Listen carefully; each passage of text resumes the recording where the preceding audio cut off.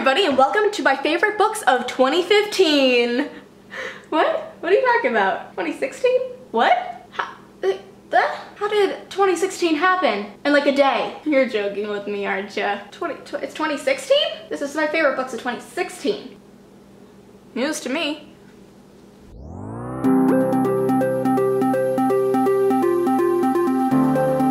I'm just joking with you guys. I'm just saying that because 2016 happened so quickly. It seems like just yesterday it was 2015 and all of a sudden it's 2016. The time paradox is in a big mushy mess. At least in my head it is. But I'm so grateful for everything that has happened in 2016. Let's just do a quick rewind as to what has been happening this year before I get into my favorite books of 2016. So first of all, I can't not mention this because I'm so incredibly grateful for it every single day of my life, and that is that Zenith was released and hit #1 on the New York Times best-selling charts. And that is just crazy and amazing, and I cannot express my gratefulness and my lovingness towards you guys enough for making this possible. Not even sure if two of those words were actually words, but we're gonna make them so, at least for this video. But seriously guys, I love you so much, and you guys have been such an amazing part of my 2016. You're always an amazing part of every single year. Our community is so beautiful and so amazing, and I love all of you guys so freaking much. What else has been happening? What else? There are quite a few amazing books that happened this year, especially some highly anticipated books like Lady Midnight came out. We've been waiting for that book for like 10.3 years, something like that. Or at least it felt like that while I was waiting for it. We hit 300,000 subscribers on my channel. That is insanity. Throne of Glass got a TV show called Queen of Shadows. Yes.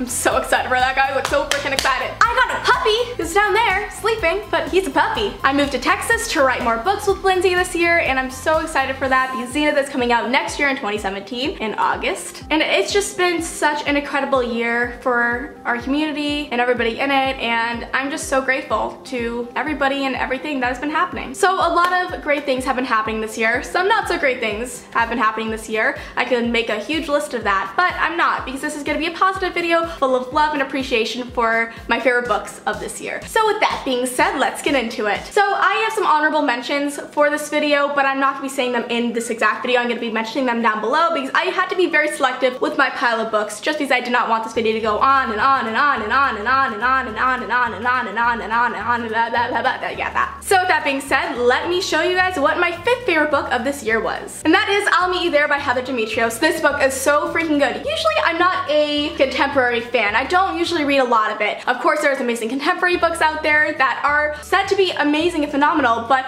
I just have not gotten around to reading them yet just because there's lots of fantasy and sci-fi books out there that I wanted to read first. But this is one of the contemporary books that I did read this year, and it was so freaking good. It made me cry like 5 times. Literally cry, like bawling my eyes out, snot running down. It was nasty, but it was so good because this book brought definitely crazy emotions to my heart and really just broke my whole entire soul open and made me feel for the characters within the story. It's about a dead-end town where nothing really happens, and it's focusing on a girl named Avery, and she is going off to college in the fall, but her mom recently lost her job, which means that her mom is not in the best state mentally because of that. And Skylar has this hard choice whether to go back to school in the fall or take care of her mother, who is severely depressed and doing things that she shouldn't be doing. And it also tells the story of a soldier that comes back from the war and has severe PTSD and has lost his leg. It's about Skylar and him really just connecting over their hardships and struggles and forming this beautiful friendship and then relationship, and it's just such a great novel. The next book is by one of my favorite authors, and that is Touch of Power by Marie B. Schneider. This book was so good. Marie B. Schneider's books are just so immersive, and they just pull you into the world and you feel like you're becoming one of the characters. And that's how every book should be, but not all of them are like that, so that's why I really appreciate this novel. I loved her other series, which is Poison Study, and I totally recommend everybody should read that series. This book series was just as amazing. This is about a girl named Avery, and she is a healer. She has the power to heal anybody with her touch, aka touch of power. But healers are looked down upon in this kingdom because there's a plague that got sent over by their enemy kingdom. It killed off a majority of their kingdom's population, and the healers couldn't stop it, so they are blamed for why so many people died. Which kind of sucks, and kind of is not fair because they're like, there's only a few healers and like millions of you guys, but it still sucks nonetheless because there was lots of death. So people revolted and ended up killing a majority of the healers, and Avery is one of the only ones left standing. And so it's about her trying to evade capture, but that doesn't really end well for her, and I'm gonna stop right there before I get more into the spoilery bits. The next book I totally binged the series of because so freaking good, and that is Fallen Kingdoms by Morgan Rose. This is a high fantasy series taking place in 3 different kingdoms with 4 different character points of views. A sorceress, a princess, a rebel, and an heir. And it's such a good series full of mystery, intrigue, romance, creepiness, magic,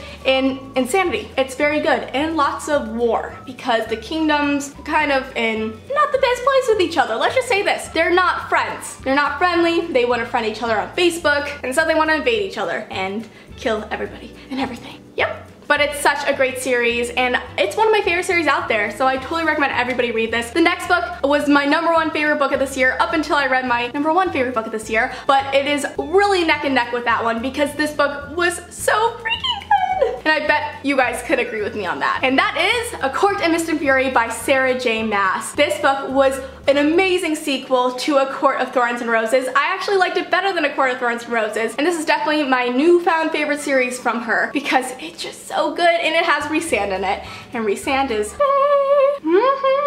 freaking love this book. Her world is just so well built up, the characters make you feel empowered, and the magic is so freaking epic. So I really enjoyed this book, and that's why I was surprised when I enjoyed a book a smidge bit more at the end of this year. Came out of nowhere and grasped me and was like, make me your favorite book of this year or I'll kill you. And actually I do not currently have my #1 favorite book of this year because I loaned it out to a friend because I'm making everybody read it. And that is Stalking Jack the Ripper. And oh my gosh. This book, guys, is so freaking good. It immerses you in the history of Jack the Ripper. Ugh, it's so good. I don't even know how to explain it. It makes you question everything. Every little thing in the book you question. So what is this book about, Sasha? Tell me about it. So this book is about a girl named Audrey, and she is not a girl of her time per se because she lives in the 1800s and she goes and does autopsies on dead bodies. And at that time, people were like, oh, she's too fragile, she can't do that, she's a female. Females are fragile, their brains are not as developed as us strong men. Literally, this is what happened in the book. They were like,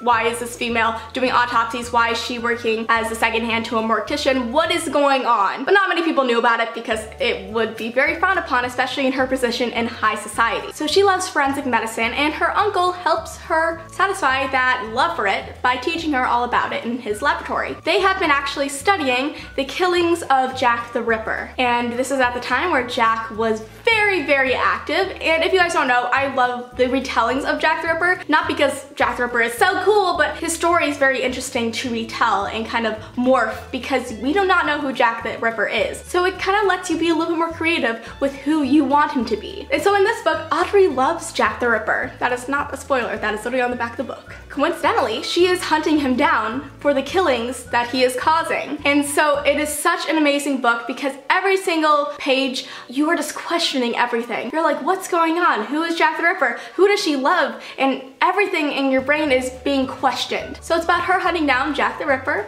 without knowing that she knows who the murderer is. And the historical accuracy to this novel is so amazing, and how the author Carrie just mixes it with a made-up storyline just seems so flawless, and it makes you actually be like, hey, what if this actually was a story of Jack the Ripper? What if this? What if that? It's just making you question everything, and this book is just so great. I totally recommend anybody reads it. The first page gripped me, and if the first page does not grip me right away, I'm kind of like, I hope the rest is good, but the first page was like, oh my gosh, that's how you start a book. So I really just love this book, and I cannot express enough how much you guys should read it. So those are my favorite books of 2016. I cannot believe 2016 is over. Let's see what 2017 has to offer us. Let me know down below some of your favorite books that you read this year so far. I would love to know. If you want to check out any of these books I mentioned in the video, I'll be linking them down below along with some honorable mentions. Thank you all so much for watching, and happy 2017 soon, or now. I think this is still 2016 when I'm uploading this, but 2017! Thanks for watching, guys, and I'll see you next time. Bye!